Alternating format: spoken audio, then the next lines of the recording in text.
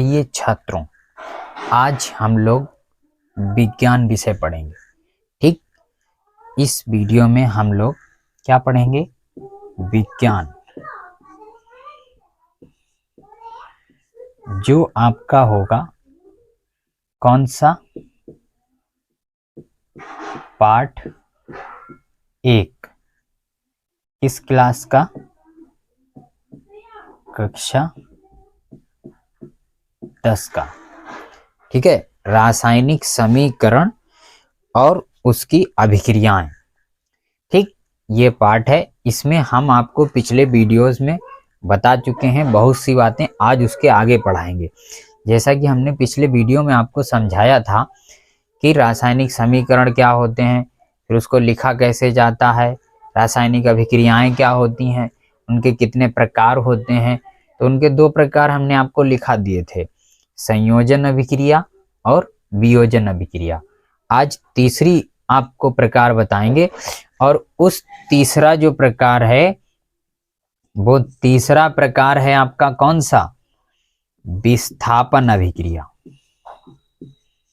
विस्थापन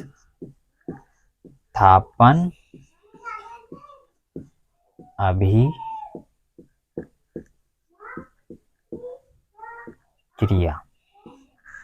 ठीक है, तो यहाँ पर पढ़ाएंगे आज हम आप लोगों को विस्थापन अभिक्रिया। तो इसे ध्यान से समझिए और हमारा पूरा वीडियो देखिए। पूरा वीडियो देखने से आपको बहुत लाभ मिलेगा। ठीक, और उससे पहले हमारे चैनल को जिन लोगों ने सब्सक्राइब नहीं किया है वो लोग सब्सक्राइब कर दीजिए, बेल आइकन दबा दीजिए, ताकि आपको हमारे चैनल के सभी वीडियो मिल सके और आप विज्ञान को बहुत अच्छे से सीख सके। ठीक है, और उसके बाद अगर आपको वीडियो पसंद आए तो लाइक करके शेयर जरूर कर देना, ताकि आपकी तरह और जो छात्र हैं वो भी इस वीडियो को देख सकें और अच्छे से विज्ञान को सीख सकें। तो शुरू करते हैं आज का टॉपिक, विस्थापन अभिक्रिया। ठीक है, विस्थापन अभिक्रिया में क्या होता है, इसकी परिभाषा क्या होती है, इसकी परिभाषा क्या होती है ये हम आपको बताएंगे। ठीक,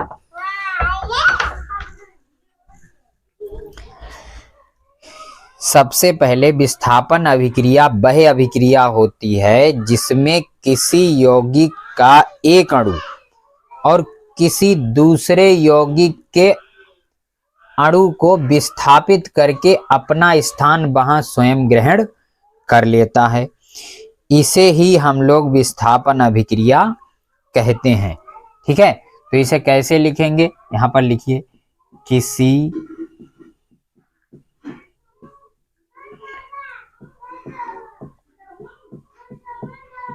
यौगिक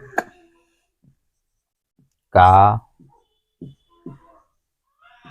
एक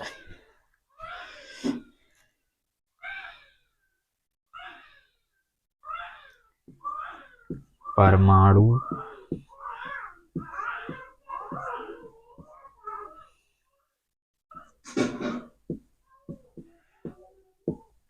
दूसरे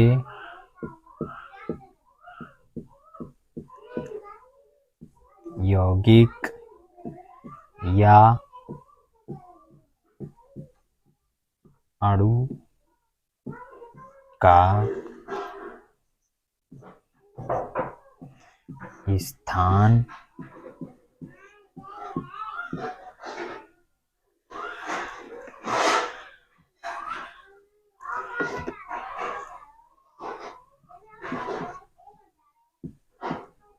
ग्रहण कर लेता है।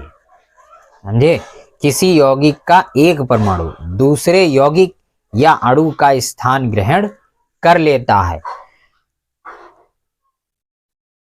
तब इस अभिक्रिया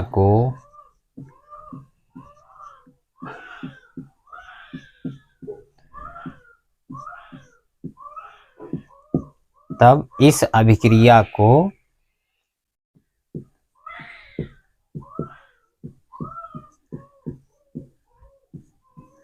विस्थापन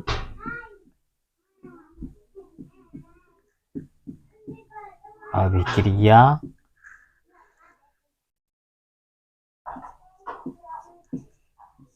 कहते हैं। ठीक है, तो ये बात आपको समझ में आ गई कि किसी यौगिक का एक परमाणु दूसरे यौगिक या अणु का स्थान ग्रहण कर लेता है, तब इस अभिक्रिया को विस्थापन अभिक्रिया कहते हैं। जैसे जैसे आपको हम रिएक्शन लिखाते हैं, देखिए ध्यान से देखिए इसे। ठीक है, जैसे यहां पर लिखा है, मान लीजिए क्या कि Fe प्लस CuSO4 और गिब्स लगा दीजिए Fe प्लस CuSO4। ठीक है, तो कहने का मतलब एक परमाणु है आपका Fe फेरस का, ठीक है, और एक आपका यौगिक है CuSO4 यानी कॉपर सल्फेट।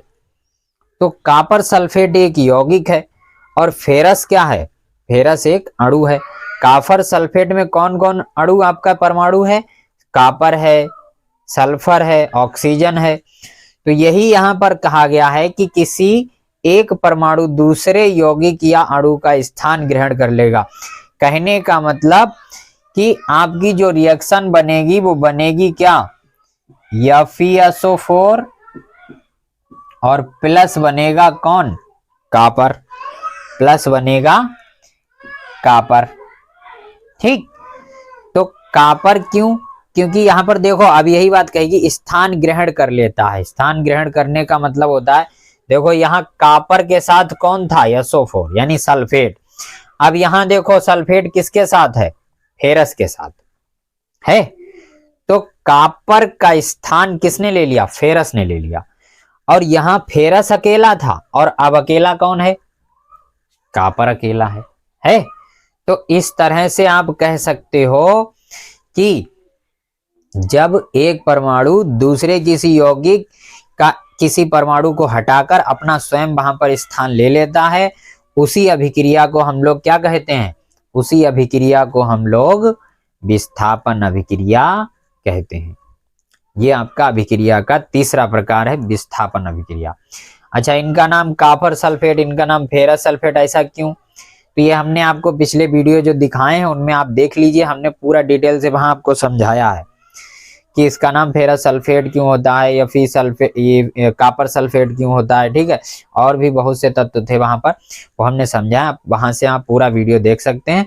और यहाँ पर आपको ये बात समझ में आ गई होगी कि कॉपर का स्थान किसने ले लिया, फेरस का, और फेरस का स्थान किसने ले लिया, कॉपर ने। तो एक का स्थान यहां पर अदला बदली हो जाती है स्थानों की, केवल एक परमाणु की। ठीक, यहां ध्यान रखना इतनी बात। इसी को हम लोग क्या कहते हैं, इसी को हम लोग कहते हैं विस्थापन अभिक्रिया। विस्थापन का मतलब ही होता है कि एक स्थान से दूसरे स्थान पर जाना। ठीक, तो ये बात आपको पूरी तरह समझ में आ गई।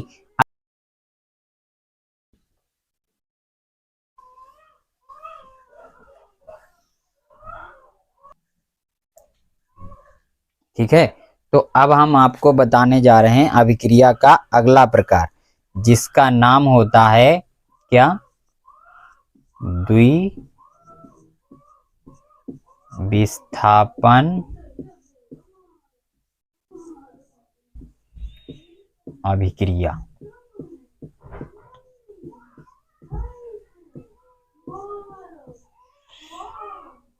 ये नंबर 4 अभिक्रिया है आपकी। ठीक, द्विविस्थापन अभिक्रिया, यहां पर हम आपको समझाएंगे इस अभिक्रिया की परिभाषा। तो इस अभिक्रिया की परिभाषा बहुत सिंपल होती है कि जिस रासायनिक अभिक्रिया में आयनों का आदान प्रदान होता है उसे द्विविस्थापन अभिक्रिया कहते हैं। आयन कह लो, परमाणु कह लो, ठीक है, वो एक ही बात होती है, इस बात को आप याद रखना। तो यहां पर लिख सकते हो आप कि जिस रासायनिक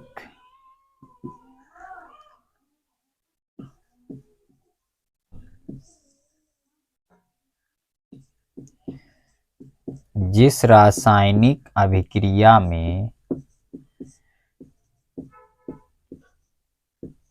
आयनों का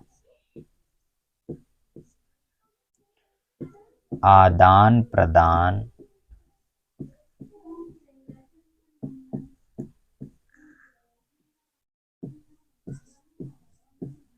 होता है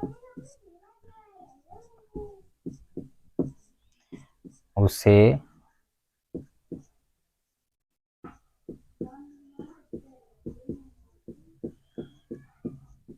द्विविस्थापन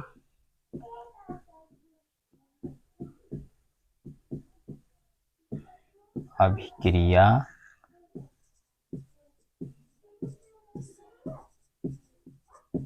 कहते हैं। ठीक है, तो यहाँ पर जैसे आपको दिख रहा है कि जिस रासायनिक अभिक्रिया में आयनों का आदान प्रदान होता है उसे द्विविस्थापन अभिक्रिया कहते हैं।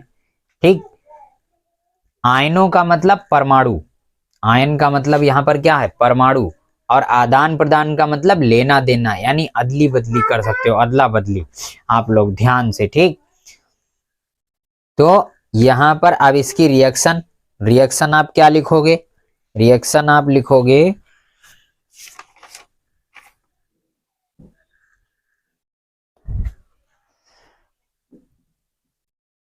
BaCl2 plus barium chloride. ठीक है, और उसके बाद आप लिखोगे Na2SO4, गिब्स लगाओगे।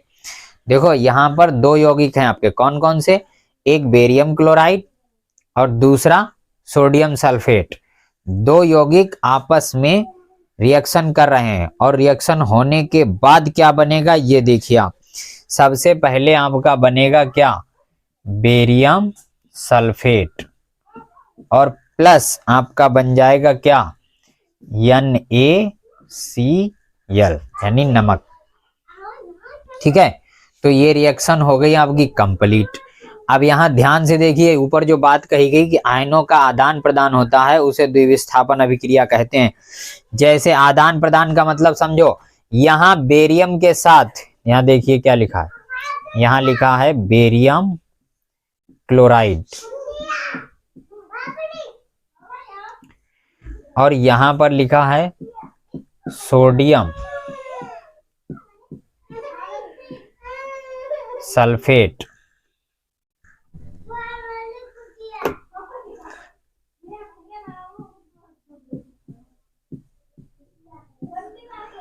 सोडियम सल्फेट, और इसका नाम क्या है, इसका नाम है बेरियम सल्फेट, और इसका नाम है सोडियम क्लोराइड, सोडियम क्लोराइड। ठीक, तो यहां पर आपको ये बात समझ में आ गई होगी कि बेरियम क्लोराइड क्या होता है, BaCl2, सोडियम सल्फेट क्या होता है, Na2SO4, बेरियम सल्फेट क्या होता है, PaSO4, NaCl क्या होता है, सोडियम क्लोराइड। तो यहाँ देखो क्लोराइड यहाँ भी है, क्लोराइड यहाँ भी है, लेकिन यहाँ बेरियम के साथ क्लोराइड और यहाँ सोडियम के साथ क्लोराइड, यानी क्लोरीन ने अपना परमाणु चेंज कर लिया। क्लोराइड का जो सूत्र था अभी बेरियम के साथ था, अब किसके साथ हो गया, सोडियम के साथ। ठीक है, उसने अपना, बेरियम ने अपना स्थान छोड़ा और सोडियम ने वो स्थान ले लिया। उसी तरह यहाँ देखिए सल्फेट अभी किसके साथ था, सोडियम के साथ, अब यहाँ सल्फेट किसके साथ हो गया, बेरियम के साथ। तो इसने अपना स्थान बदल लिया, यानी ने यहाँ सोडियम ने अपना स्थान छोड़ा यहाँ से और बेरियम ने इसका स्थान ग्रहण कर लिया। तो कहने का मतलब कि बेरियम ने सोडियम का स्थान ले लिया और सोडियम ने बेरियम का स्थान ले लिया। तो अपने आयनों का क्या कर लिया, इसने आदान प्रदान कर लिया, अदला बदली कर ली इन्होंने, कि बेरियम ने कहा आप हमारा यौगिक ले लीजिए और सोडियम ने कहा आप हमारा यौगिक ले लीजिए, हम आपका यौगिक ले लेंगे। है कितनी सिंपल सी बात यहाँ पर समझाई गई। इसी को कहते हैं द्विविस्थापन अभिक्रिया। इसी तरह इसके और भी उदाहरण होते हैं, वो आप लोग देख सकते हो अपनी किताब से पढ़ना ध्यान से। जो बात ना समझ में आए वो कमेंट करके हमें जरूर बताना, हम आपको पूरी बात समझाएंगे। तो ये दोनों अभिक्रियाएं आपको पूरी समझ में आ गई होंगी। यहाँ पर इतना याद रखना कि जो आयन होते हैं, इस आयन का मतलब होता है क्या, परमाणु। और जो आदान प्रदान है, आदान प्रदान लिखा है यहाँ पर, आदान प्रदान, इसका मतलब होता है क्या, अदला बदली।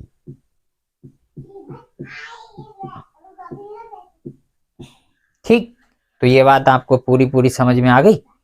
यहाँ पर ये चीजें ध्यान रखना, बहुत ध्यान से आपको जो भी समझना है बहुत ध्यान से समझना है। जो भी समझ में ना आए कमेंट जरूर करना है। और अगर वीडियो आप लोगों को पसंद आए तो लाइक जरूर कर देना, ठीक। और शेयर तो ज्यादा से ज्यादा कर दो, ताकि जो भी बच्चे कक्षा 10 में हैं इस वर्ष, वो लोग अच्छे अंकों के साथ पास हो सकें और हमारे वीडियो को देखकर विज्ञान को अच्छे से अच्छा सीख सकें। ठीक है, तो पूरा वीडियो देखने के लिए आप लोगों का बहुत बहुत धन्यवाद। जुड़े रहिए हमारे चैनल से।